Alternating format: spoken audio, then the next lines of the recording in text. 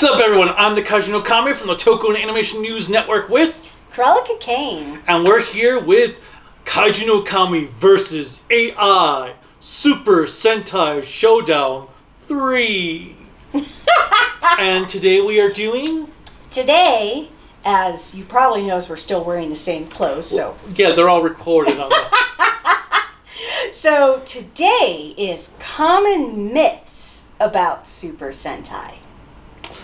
I think this is actually kind of hilarious because I know everything that's written down. He doesn't. So I get to tell him what AI said, and he gets to either agree or dispute or give additional insights that maybe AI doesn't know. Or say, I don't know any of that. Exactly. You never know. Maybe he can learn something from AI. I learned that AI is bad. I mean, they had Bioman on the one list twice. Yeah, that was kind of funny. All right, so common myths. So I ran this twice. I ran it through ChatGPT and Gemini. ChatGPT only gave me 5, where Gemini gave me 10. Some of them are similar, many of them are different.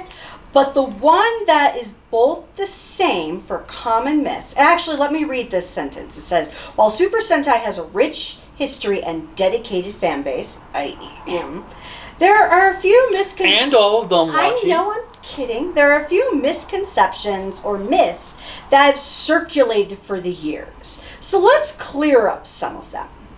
Myth 1 on both lists. Super Sentai is just a Japanese version of Power Rangers. And what I have here is, while Power Rangers is based on Super Sentai footage, it's essential to understand they are distinct entities. Super Sentai has its own unique storylines, characters, and themes that often differ significantly from their Power Ranger counterparts. And then... same thing with Gemini. They also say Power Rangers uses footage, but it will change the plots, characters, and storylines to fit Western audiences. And I will admit,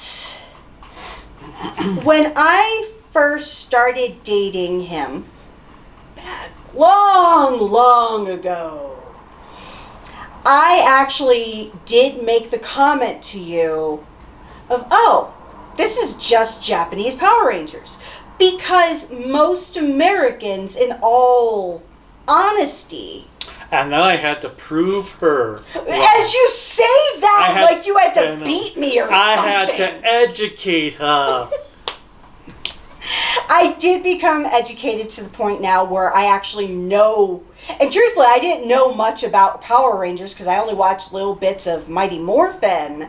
So I am a rarity where I only know the Japanese titles. I don't even know the American series half the time. But when I do try to explain Super Sentai to people, I do make the analogy. It is I'll say it's like Power Rangers, but the original content. Because most people know what Power Rangers is, especially in America, but they don't unilaterally know what Super Sentai is. So any other thoughts on that? Any frustrations that you have on where that myth is constantly being proliferated? No, it's a fine myth. I mean, it's kind of true that... Kind of, it is. Well, no, because there have been some Power Ranger series that have been almost identical to their Japanese counterpart. Samurai was highly criticized because it was too much like Shinkenger. Really? Because they even had the Kagamusha aspect in it, which doesn't really work for an American audience. Okay. And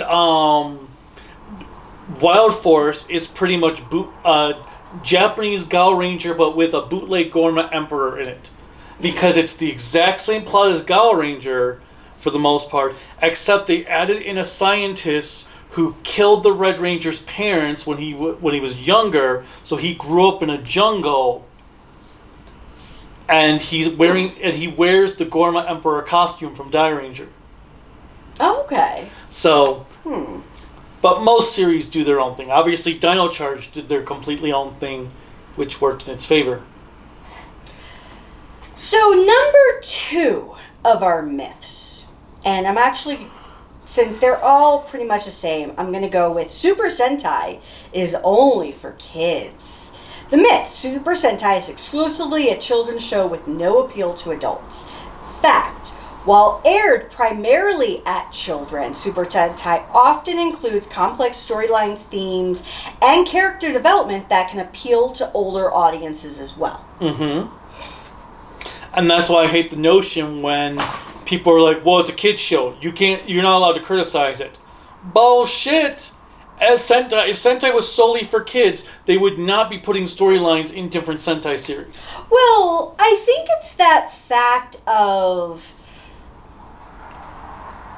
like, when we think about Doctor Who, there are times where the adults are in the room watching it as well, and not all the time are adults going to be sitting there watching it thinking like Grandpa Simpson from The Simpsons of this is unadulterated pap. And they have to have some sort of engagement. But yes, it has a lot of adult storylines that some kids might not even pick up on, but it also doesn't usually down talk on their child audience because they are putting those storylines in to give children extra layers of thinking. Yes. So even if adults aren't watching it, the kids would still be like, oh. But truthfully, we have series like Akiba Ranger and Tokusatsu Ga Ga Ga that also prove that Toku is for adults as well. Yes. And Garo is adults. So, Super Sentai, yes, there are times where you're like, okay, this is definitely a kid's show. But then... And then other times, like King Goger, just using that as a perfect example. The amount of adult storytelling in that... Don Brothers. Oh, God, yeah. All the sexual connotations. I was like, wow, this is pretty adult. Obviously, they're using porn actresses as villains throughout various Sentai series, so they're not trying to appeal to just kids when they have these really... big bazungas. Busty women trying to appeal to adults. So, I think this kind of goes hand in hand. There's 2 ways of putting this. GPT says all Super Sentai follow the same formula, and Gemini put it as Super Sentai series are just reboots of each other. So the myth is each Super Sentai series is a direct reboot of the previous one.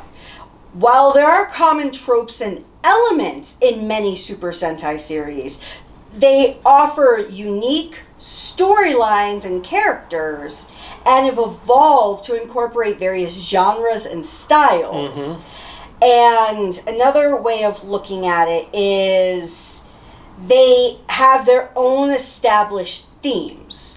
I almost feel like for Sentai and Kamen Rider, it's almost like we have like sweeps weeks where like a couple of months or weeks before the current series is ending and the new series is starting, everybody is posting like, these are the rumors we have of the title, these are the character designs, this is the official title, everything like that, where they're trying to get you hyped up. So I feel like that even in and of itself establishes its own formula. Yeah, it's like there does have repeats of formula at times. The 80s series were very notable for that, but they all had enough variation that they don't always just repeat the same tropes. On the other side, though, when you do have a series like Ryu Soldier that steals all the ideas from other series, but then doesn't do anything with it, where they just copied the homework, but didn't actually make it their own work. In fact, they copied the homework very hastily, so they didn't even like actually get what they were trying to take from properly. Yeah, that's very problematic. And thankfully, that is not a common issue, but you do see it every so often. So, number 4. All Super Sentai teams have the same number of members. The myth is every Super Sentai team consists of the same number of members. And then the fact is, while many Super Sentai teams consist of 5 core members, there are exceptions. Teams have varied in size, with some having 6 or even more members. Well, some series have 3 members. Jacka was only 4 originally, then they had a 5th. Sun Vulcan was only 3. Well, technically, Geki Ranger Was 3 at the start. Was 3 at the start until you had Violet and Chopper coming. Yeah, so and even then it was 4 for a while. And then you have like Kyorager that has how many? 10. Tokuger has how many? Tokuger was only 6. Not Tokuger. Q Ranger had 12, 13, 12. I know they had a lot. Deca Ranger had 100. But you didn't see them all. I was going to say, wasn't Doggy Kruger 100? Yes, he was number 100. So it implies that there are 100 Deca Rangers across the entire galaxy. Because we did see... Because there's 7 technically in the show. Because Doggy Kruger and Deca break. Right. Well, there's also Deca Swan. Mm. And then we had Deca Gold in the movie very briefly, who's played by the lady from Ultraman Taiga, who's the leader of that. I think the reason why there is this myth about it is I'm actually going to blame the American side. Because they always needed to have 5 or more. Yes. Because the American side... Because the one series that didn't put in a 6th Ranger, America made up their own 6th Ranger. And which series was that? Go-Go 5. Oh yeah, because Go-Go 5 only had 5. So America made up their own Ranger, and they only used him a few times because he was so costly to use. Because his costume was very costly to film. I guess they just didn't realize how expensive it would be to fully shoot their own Ranger in the footage. So he was used very sparingly. Okay. Number 5. Super Sentai is just about the giant robots. The myth. The main focus of Super Sentai is only about the robots and mech battles. Fact. While mech battles are a prominent feature, they also emphasize character fighting, teamwork, and narrative areas that explore personal and emotional themes. Yeah. I mean, Die Ranger, you get Ryuseo in episode 1 and at the beginning of episode 2, but it's not till episode 8 when they actually combine all the mecha. Because the other Rangers don't get their mecha until episode 6.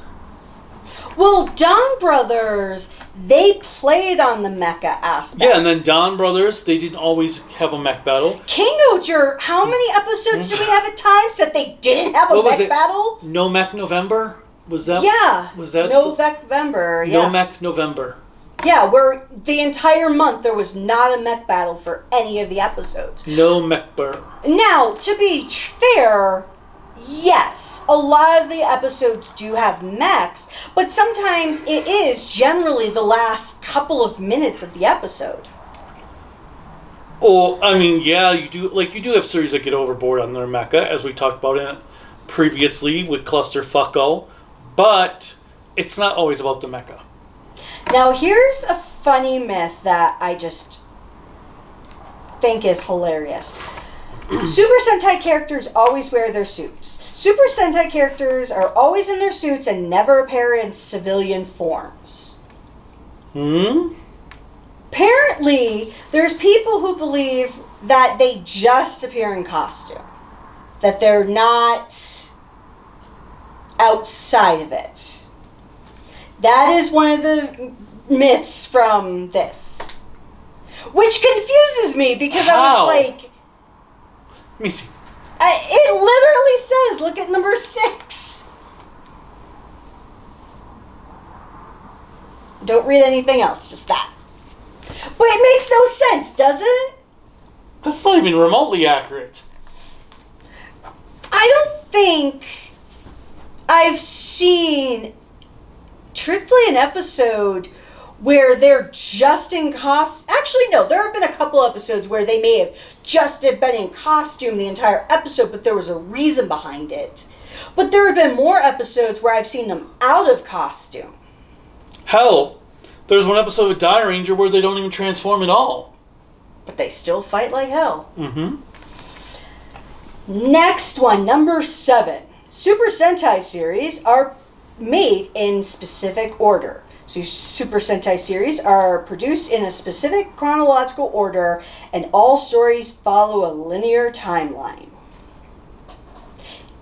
And this says and the fact that they say is each series is largely standalone with its own self-contained story. While there are occasional crossovers and references, there is no strict chronological order. Which Right. There is no strict chronological order. They're all in their own individual universes. Because Go-Go 5 and O-Ranger would be taking place at the exact same time. Really? O-Ranger takes place in 1999. Baranoia conquers most of the Earth except for Japan until the end in 1999. But none of that's going on in Go-Go 5. So it has to take place in separate universes. Mm-hmm. And even like Ninja, even though they had Hurricaneger and Kaku Ranger crossover in that series, Shurikencher should be dead, and he appears in Ninja. That's perfectly true. fine. And Kaku Ranger, they defeated the yokai, but according to the Ninja lore, all the yokai were defeated by the former Ninjers several years ago. True. So the Ninjers could not have defeated the yokai because the Kaku Rangers did. Number 8. Super Sentai has had no influence or impact on Western media and pop culture. Fact, Super Sentai has significantly influenced Western media, most notably with Power Rangers. Its concepts and designs have also had a lasting impact on action-oriented children's programming. No shit, yeah. I have seen a Mystic Knights of Tyrannog, clearly Power Rangers influenced. Mm-hmm. What was that other one? Well, the Winx Club, or Totally Spies, those 3 girls had. Well, those are Italian. It's still Western of Japan. I think of Western as anything west of Japan.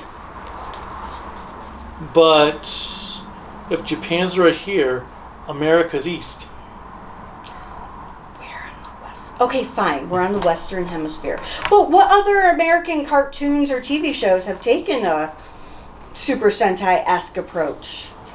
Oh, shit. Now you're going to make me think. That's your job. As the most powerful Toku reviewer. Which is kind of funny for AI. Oh my god, why is my mind drawing a blank now? Well, think of Megas XLR. Well, okay, yeah, I was going to think of Megas XLR. We've got... Well, honestly, if not for the popularity of Power Rangers, we wouldn't have gotten other series coming to the United States. I know, but it's like on the top of my head. Why can I not think of it? Captain America. Well, they all had different colors and rings and shit like that. No, but... Okay, well, it has had an influence. I'm going to move on. So, Super Sentai is just a copy of other TV shows. Basically, Super Sentai is a derivative or copy of other shows and lacks its own originality. Fact, while inspired by various genres and media, i.e. Ishinomori, Super Sentai has had its own unique formula and creative elements that have evolved over time, contributing significantly to the tokusatsu genre. Would you think that is the reason why they have this myth here is because Kamen Rider and Ultraman started before Super Sentai?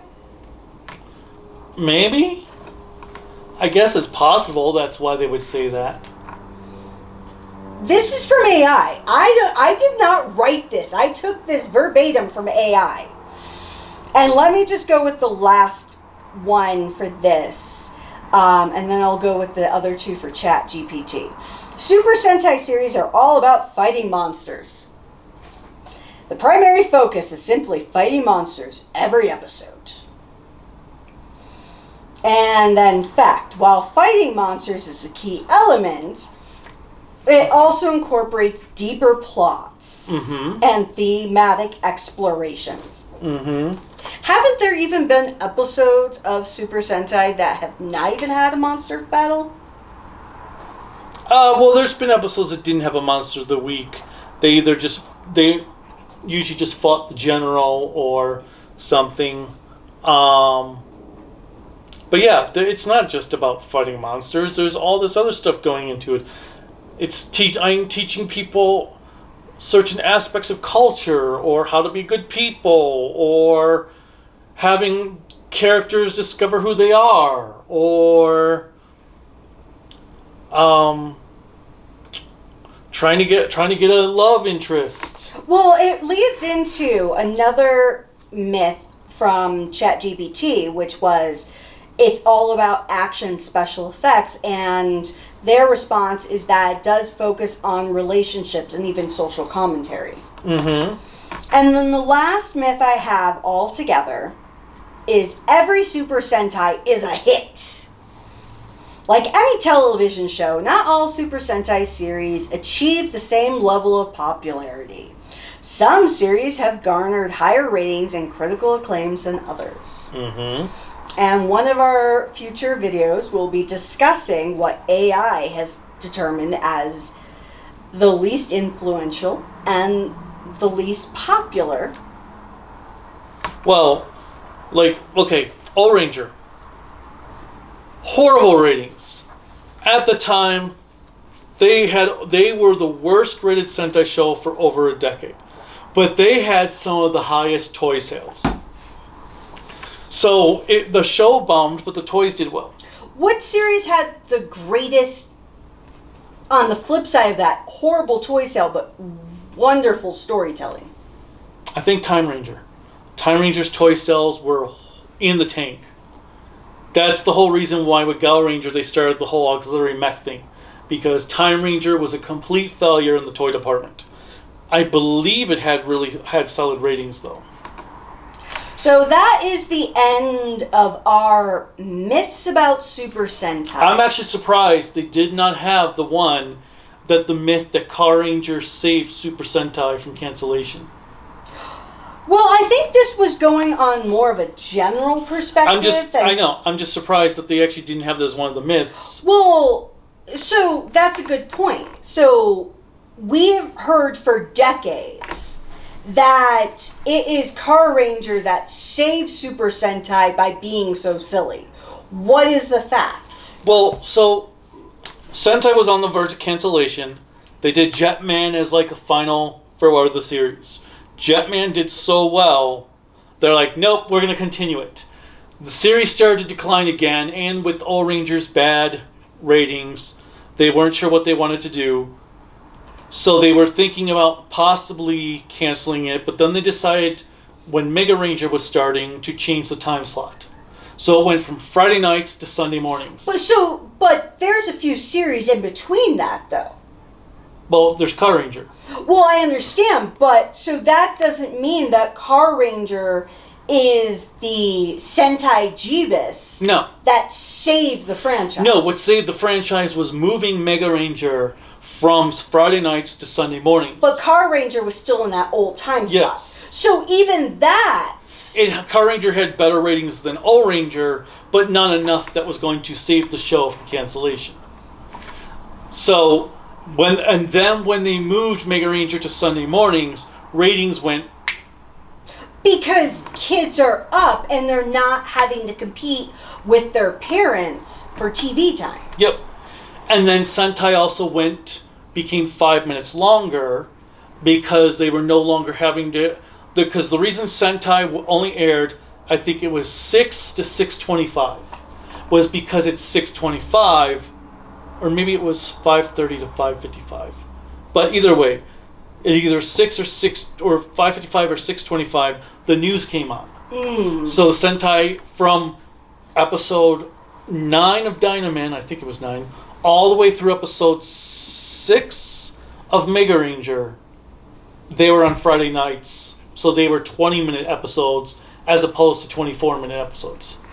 And that has a lot to change it too, because then you can tell a little bit more of a broader story. Not to say that some there was series that. weren't able to do they that, also meant they could cut down on using stock footage, because a lot of series in the Showa era, they would reuse the same grunt fighting scenes over continuously throughout the show. So they cut that out practically because they no longer had to fill time. So it allowed for tighter plots that were also quicker with less filler in them. On the downside, there are some plots that felt like they really did have to squeeze, that the show could have probably used an extra few minutes to flesh it out more.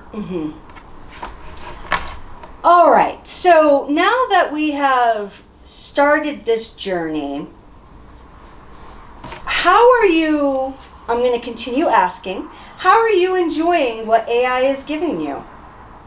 Oh my God. I don't know. Are you enjoying the debate of what AI tells you versus... Well, it's interesting the things that AI makes up that's like, why would you pick that or say that? Why would you put that on your list twice?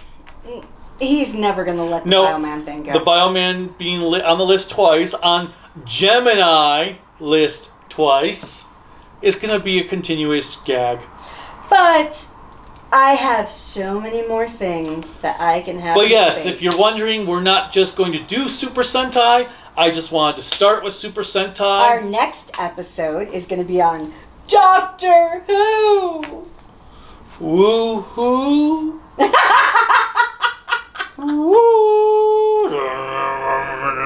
All right. But yeah, we'll be doing on all kinds of things. And in the comments, please let us know what you think of these myths. If there's any other myths that AI has missed, share them.